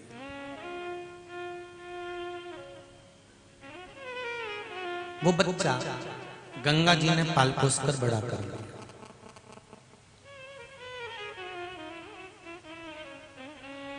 गंगा जी ने उस बच्चे को पाल पोस कर बड़ा करा। एक दिन माता पार्वती को मालूम पड़ा कि जो मेरा पुत्र है, शिव की जो संतान है, शंकर भगवान का जो पुत्र है, वो गंगा जी के पास है। गंगा जी के पास जाकर निवेदन करा, हे गंगा मैया, मेरे पुत्र को दे दीजिए। गंगा जी ने जब पुत्र दिया तो उसके 6 मुख थे, षडानंद कार्तिक। पार्वती मैया ने लिया और लेकर उस पुत्र को माता पार्वती ने जो ज्ञान उपदेश प्रदान करा है, जो बल माता पार्वती ने दिया है, वो बल एक ही दिया कि तुझे तारकासुर का संहार करना है।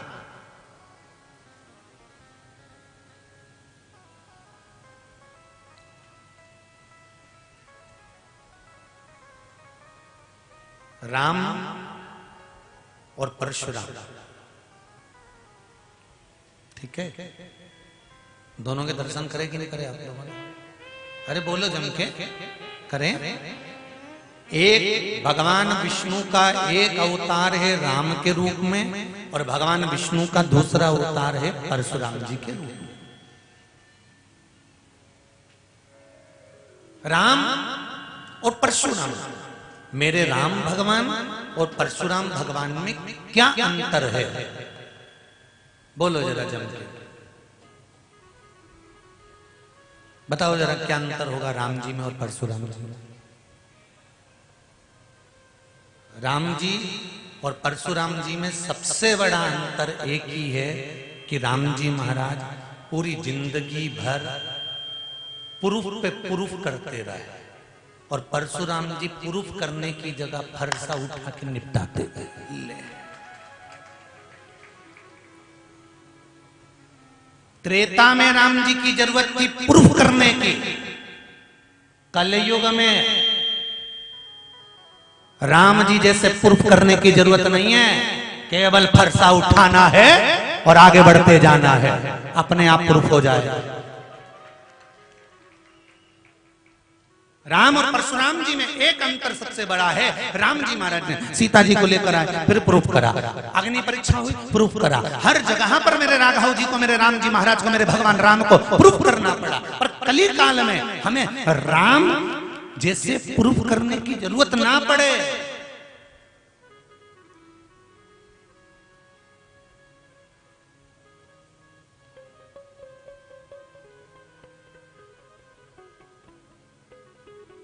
परशुराम जी जैसा बल हो, और वो बल कितना प्रबल था वो देखिए जरा, वो बल कितना प्रबल था। पिताजी ने कहा तेरी माता का सिर काट दे, और परशुराम भगवान ने सिर काट दिया। पिता प्रसन्न हो गए और परशुराम से कहा मैं बड़ा प्रसन्न हूं, तेरे भाइयों ने मेरी बात नहीं सुनी और तूने सुन लिया, अपने भाइयों का भी सिर काट दिया, माता का भी सिर काट दिया, अब मांग तुझे क्या चाहिए। परशुराम जी का बल देखिए कितना प्रबल था कि पिताजी अगर कुछ देना चाहते हो तो इनको माफ कर कर इनका सिर वापस जोड़ दीजिए, ये बल है। अगर तोड़ना जानते हैं तो जोड़ना भी जानते हैं, अब उसको प्रूफ करने की जरूरत नहीं।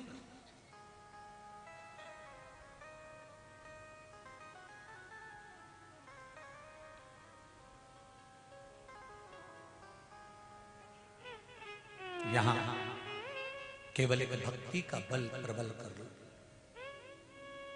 मेरी माताओं से, मेरे भाइयों से, लाखों करोड़ों लोग शिव महापुराण की कथा यो आस्था चैनल पर और फेसबुक यूट्यूब पर सुन रहे हैं, उनसे भी कहूंगा, अगर लक्ष्मी नहीं आ रही, संपदा नहीं आ रही, व्यापार नहीं चल रहा, तकलीफ बहुत ज्यादा हो रही है, कष्ट पर कष्ट बढ़ रहा है, कोई अच्छा कर्म हो ही नहीं रहा, बैसाख के महीने में एक बीते से नाप कर छोटा सा सफेद वस्त्र ले लो, उस वस्त्र में 108 चावल के दाने रख लीजिए, एक सफेद पुष्प की पत्ती या पुष्प जो मिल जाए वो रख लो, फूल भी ना मिले तो एक चावल का दाना अलग से रख लीजिए। बैसाख के महीने में उसको अपने घर के जहां परिंदा होता है, मटका होता है, पानी भरने का स्थान होता है, जहां पर हम पानी पीने का भरते हैं, वहां उसको एक कटोरी में रख लीजिए। 3 दिन बैसाख के महीने में कोई सी भी तिथि, चाहे आप दूज, तीज, चतुर्थी ले लो, चाहे पंचमी, छठ, सप्तमी ले लो, चाहे अष्टमी, नवमी, दशमी ले लो, उसको रख दीजिए 3 दिन।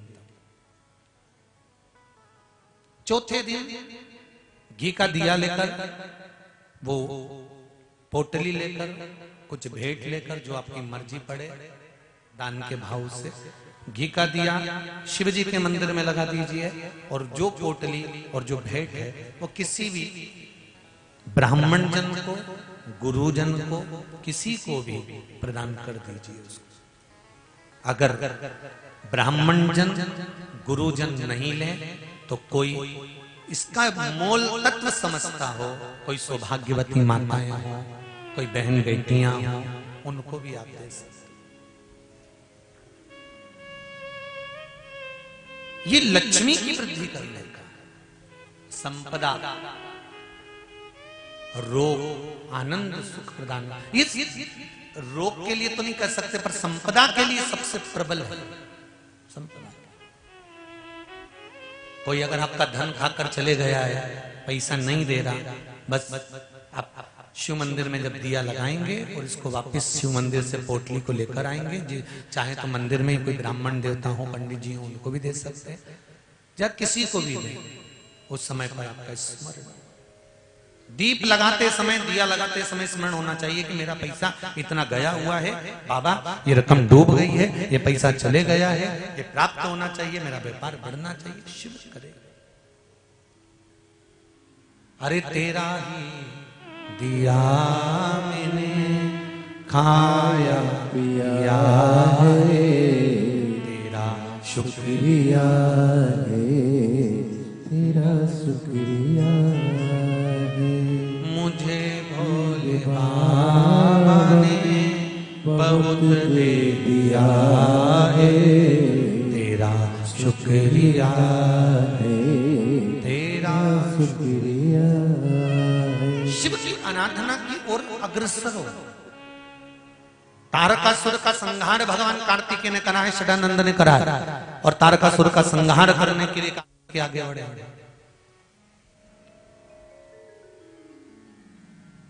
पर माता पार्वती जी ने एक शब्द कहा है कार्तिकेय को कि तारकासुर के हृदय में शिव बसे हुए हैं। जिसके हृदय में शंकर बसा हुआ है, उसके हृदय में बाण नहीं लगना चाहिए, चोट नहीं पहुंचना चाहिए।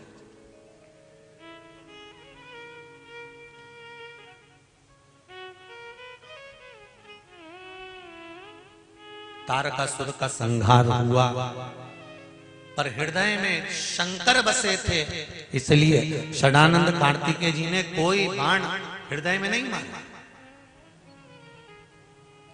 कितना सुंदर बात माता पार्वती जी ने कही है कार्तिकेय को, षडानंद कार्तिकेय सुनो,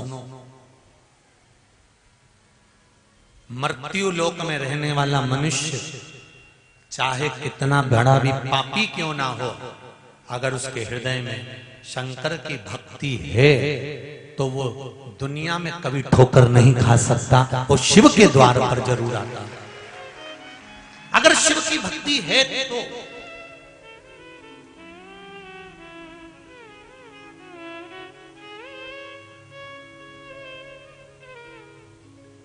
शंकर की भक्ति कभी खाली नहीं जाती। शंकर पर चढ़ाया गया एक लोटा जल, शंकर पर चढ़ाया गया एक चावल का दाना, शंकर भगवान पर समर्पित कर गई एक बेलपत्र, शंकर भगवान को दिया गया एक दाना अन्न का भी अगर तुमने शिव को समर्पित करा है तो वो खाली नहीं जा सकता।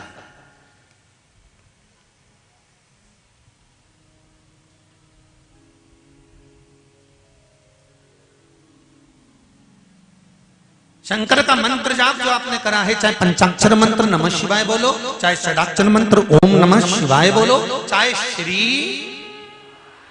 शिवाय नमस्तुभ्यम बोलो, बोलो जरा जन के श्री शिवाय नमस्तुभ्यम, श्री शिवाय नमस्तुभ्यं, श्री शिवाय नमस्तुभ्यं। करो मंत्र का जाप।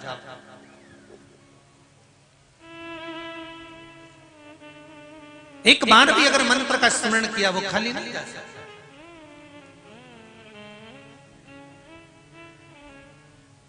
जिससे एक माता का सरल स्वभाव होता है अपने पुत्रों के प्रति, एकदम सरल स्वभाव।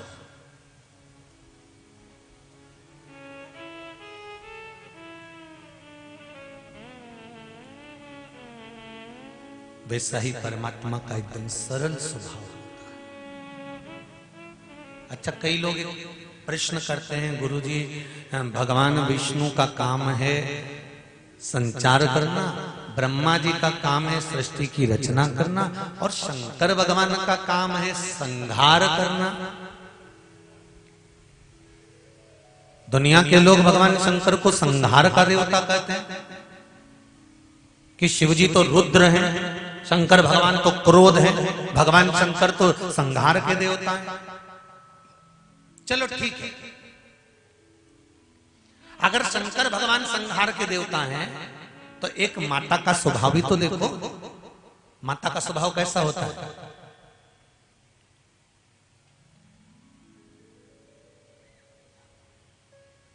500 रुपए बेटा मांगता, मां कितने देती है? 100 रुपए।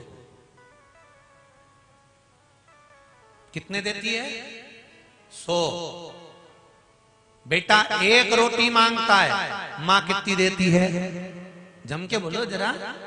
2।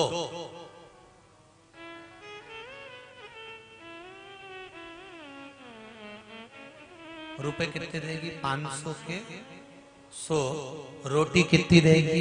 1 की 2। और पास में बुलाती है और बुलाकर कहती है बिल्कुल नहीं मारूंगी, पास तो है, और जैसे ही हाथ लग जाता है कूट देती है। ऐसी मां होती है। क्या कहती है? नहीं मारूंगी। आ रहा है?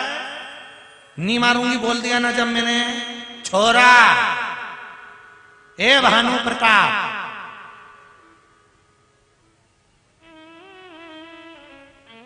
नहीं मारूंगी बोल दिया ना मैंने। नहीं मारूंगी, नहीं मारूंगी, तू आएगा। और जो पकड़ा और जो कूटा, क्योंकि मां मां होती है। और कूटने के बाद मां रो भी ले, ऐसी मां होती है। ये मां को साधारण मां साधारण है क्या? मां ओके। माई के दूधवन जैसन कौ मिठाई ना मिली, माई के दूधवन जैसन कौ मिठाई ना मिली। सब कुछ मिल जाता है दुनिया में, माई ना मिली। सब कुछ मिल जाता है दुनिया में, माई ना मिले। खुद गीले में सोती है, तुझे सूखे सुलाती। खुद गीले में सोती है, सूखे में तुझे सुलाती। खुद भूखी रह जाती है, तुझे निवला खिलाती। खुद भूखी रह जाती है, तुझे खिलाती। माई के आशीष जैसन को आशीष ना मिलई। सब कुछ मिल जाता है दुनिया में, माई ना मिलई। सब कुछ मिल जाता है दुनिया में, माई ना मिलई। एक बेटी से पूछा जाए कि उसका माँ का जीवन क्या है, एक बेटे से पूछा जाए माता का जीवन क्या है। और ध्यान देना महाराज,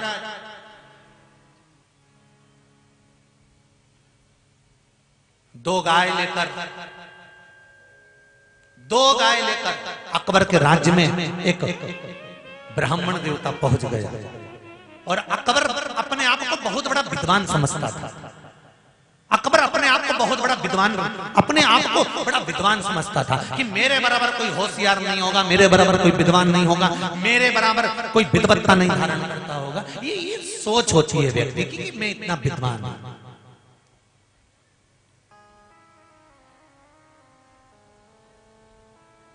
एक ब्राह्मण देवता दो गाय लेकर चले गए। दोनों गाय एक जैसी, दोनों की आंख, दोनों की नाक, दोनों का मुख, दोनों की पूंछ, दोनों का रंग एक जैसे। और उसने जाकर अकबर से कह दिया, महाराज ये मेरे पास दो गाय हैं, इसमें एक गाय माँ है, एक गाय बेटी है। आप बताओ कौन सी माँ है, कौन सी बेटी है, जल्दी बताओ। अकबर ने देखा, घूमा फिरा कि दोनों तो एक जैसी लग रही है, कौन सी माँ कौन सी बेटी किसको मालूम। अकबर से नहीं हुआ कोई काम, बीरबल को बुलाया। बीरबल, ये दो माँ हैं, दो गाय आई हैं, इसमें कौन सी माता है और कौन सी बेटी है, जरा देखो, जरा बताओ। बीरबल ने कहा मैं कुछ करता हूं।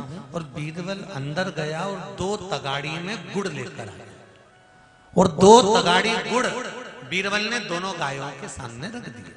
गाय खाने लगी। गाय जैसे गुड़ खाने लगी तो एक गाय जल्दी जल्दी गुड़ खा गई। और गुड़ खाने के बाद उसने तगाड़ी को पूरा चाट लिया। फिर तगाड़ी को छोड़कर वो दूसरी तगाड़ी में मुंह मारने लगी। जब दूसरी तगाड़ी में मुंह मारने लगी तो दूसरी गाय थी, उसने धक्का दिया पर ये नहीं हटी। फिर इसने धक्का दिया, ये फिर नहीं हटी। तो जो गाय पहले से खा रही थी वो हट गई, और जो गाय वहां खाकर आई थी वो खाना चालू कर दी। इतने में बीरबल ने कहा, महाराज ये जो पास में खड़ी है ना, अपनी तगाड़ी छोड़कर ये माँ है, और जो खा रही है ये बेटी है। क्योंकि केवल एक माँ ऐसी होती है जो गाली देने के बाद भी अपने बच्चों को दुआ ही देती है, वो माँ होती है, उसके बराबर कोई नहीं।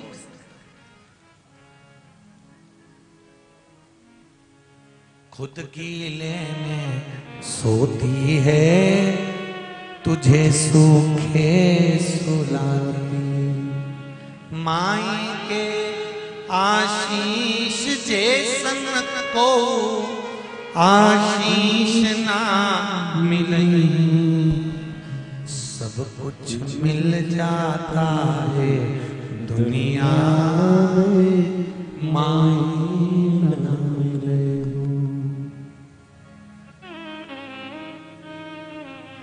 बहुत कठिन है।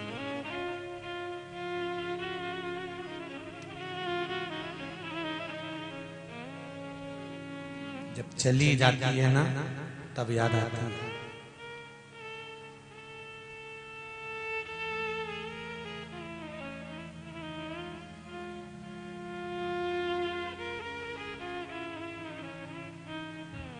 बेटी चली गई, मायके बेटी कब तक आती है? जब तक उसके माता पिता जिंदा हैं तब तक। अगर माँ बाप नहीं है तो बेटियां मायके जाना बंद कर देती हैं। कोई पूछे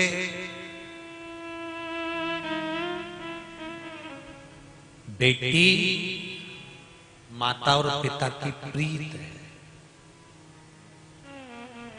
मेरा इन नवयुवक बेटों से, इन नवयुवक बेटियों से, नवयुवक बच्चों से निवेदन है, तुम्हारे दोस्त रात को 12 बजे आते हैं, तुम्हें फोन लगाते हैं, तुम्हारे जन्मदिन वाले दिन तुम्हें उठाकर रोड पर ले जाते हैं, गाड़ी की सीट पर केक रखते हैं, रात को 12 बजे दोस्त का केक कटवाता है, फटाके फोड़ता है, खूब एंजॉय करते हैं।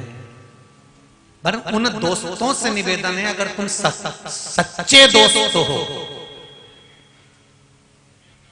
चोटे नहीं हो,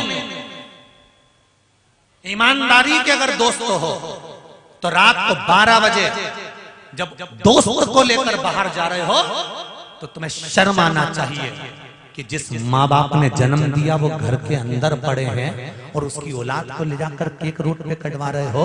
क्या वो लवारिस पैदा हुआ था रोड? लोग कहते महाराज जी आप केक काटने का विरोध करा करो। हम नहीं करते विरोध, तुम तो खूब काटो दादा, कौन मना करेगा तुम्हें काटने के लिए? हम मना भी कर देंगे तो तुम कहीं मानो? जबरदस्ती के केक अपना मुंडा खराब करना। पर निवेदन है केक काटो, खूब काटो, मना नहीं है, पर कहां काटना है?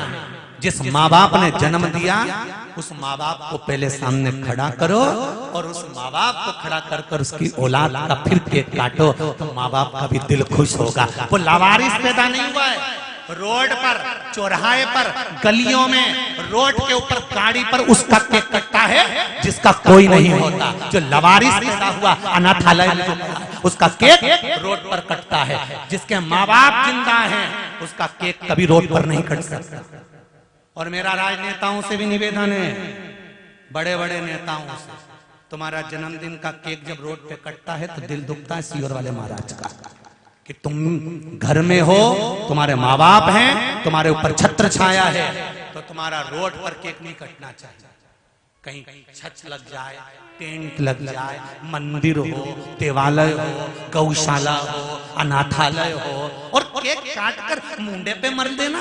अरे उस 200 रुपए का 500 रुपए के केक को उठाकर मुंडे पे मर देना या चेहरे पर लगा देना, पटक देना, जमीन पर पड़ा रहता है। उस केक को काटने के बाद संभाल कर रख लो, सुबेरे जब जाओ कहीं गरीब दिख जाए, उसके छोरा छोरी एक एक रोटी के लिए तरसते हैं, उनको काट कर दे दीजिए, उसमें सुख का अनुभव।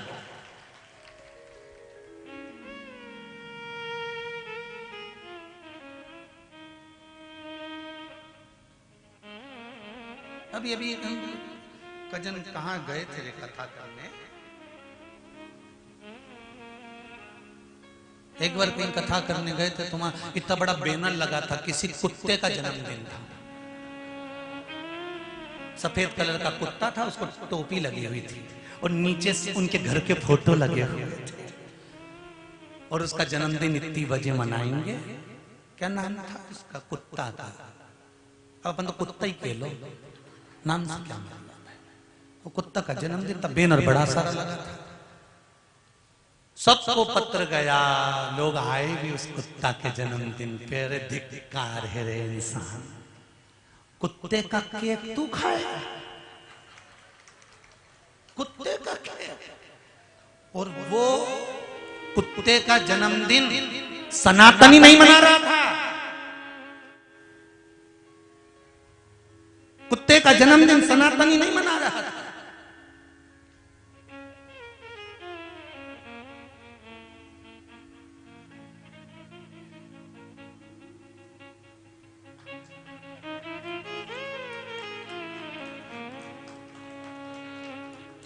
कुत्ता सनातनी नहीं पालता, सनातनी जन्मदिन नहीं मना रहा था, दूसरा मना रहा था।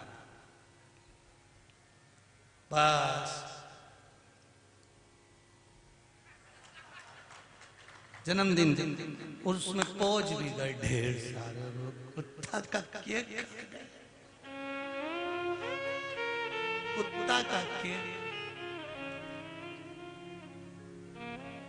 हमने पूछा सबसे पहले केक कटा होगा तो किसको खिलाया था? कुत्ते। फिर बाद में सबको बांट के खिलाया।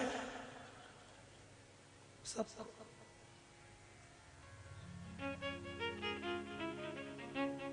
धन्य है रे से कुत्ता।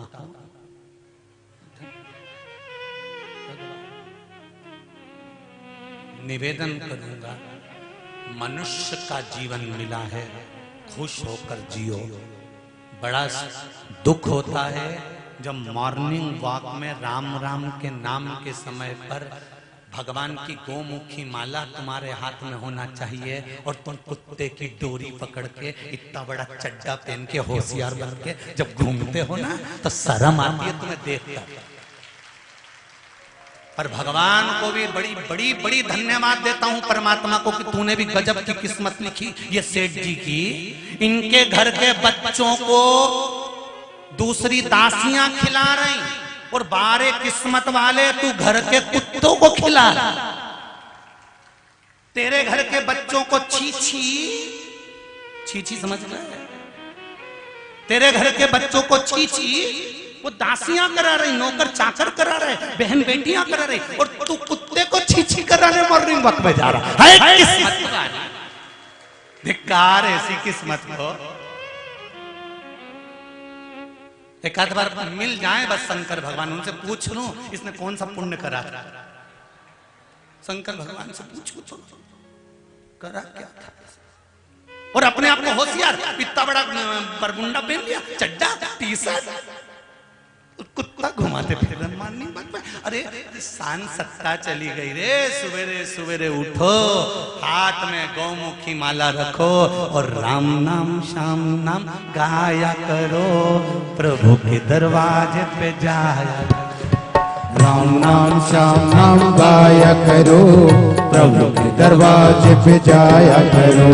राम नाम श्याम नाम गाया करो, प्रभु के दरवाजे पे जाया करो। राम नाम श्याम नाम गाया करो, प्रभु के दरवाजे पे जाया करो। प्रभु ही पार लगाएगा, तेरा पार कर जाएगा। प्रभु ही पार लगाएगा, तेरा पार कर जाएगा। राम नाम श्याम नाम गाया करो, प्रभु के द्वार पे जाया करो।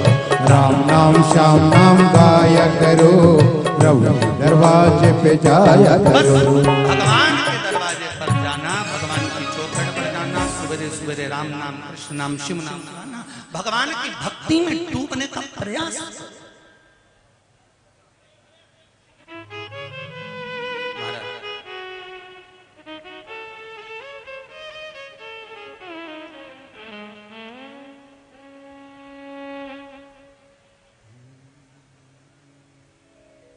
भाई अंतिम समय में तुम्हारा भजन तुम्हारा साथ देगा, ये कुत्ता नहीं।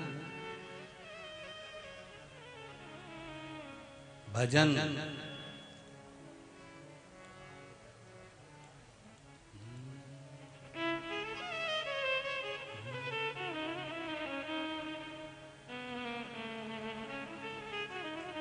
दुख में न कोई तेरे साथ रहेगा तो। आवाज नहीं आई, जरा जम के बोलो जरा। साथ रहेगा तो भोले,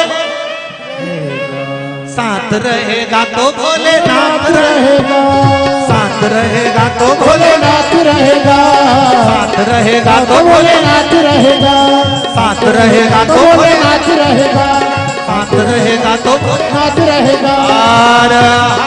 महादेव भगवान शिव की कथा कर रहे हैं। शंकर ओघड़ी है, शंकर दानी है। महाराज जब विपदा की घड़ी आती है, हॉस्पिटल में सब छोड़कर चले जाते हैं। वेंटिलेटर पर कोई पड़ा होता है, आईसीयू में पड़ा होता है, डॉक्टर अपना काम करते हैं, तब केवल एक ही होता है, वो मेरा देव अधिदेव हर हर महादेव। शिव तुम्हारे साथ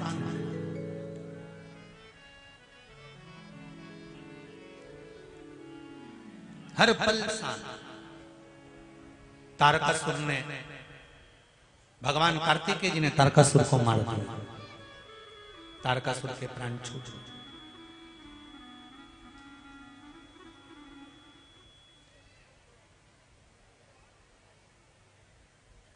और जब तारकासुर के प्राण छूटे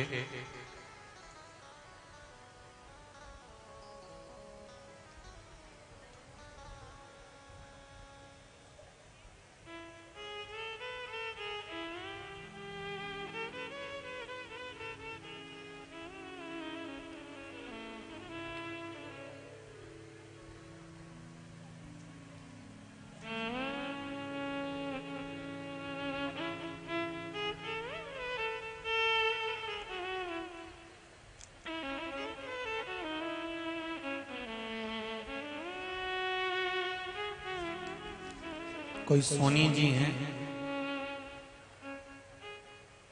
सोनिया अमृतसर पंजाब से।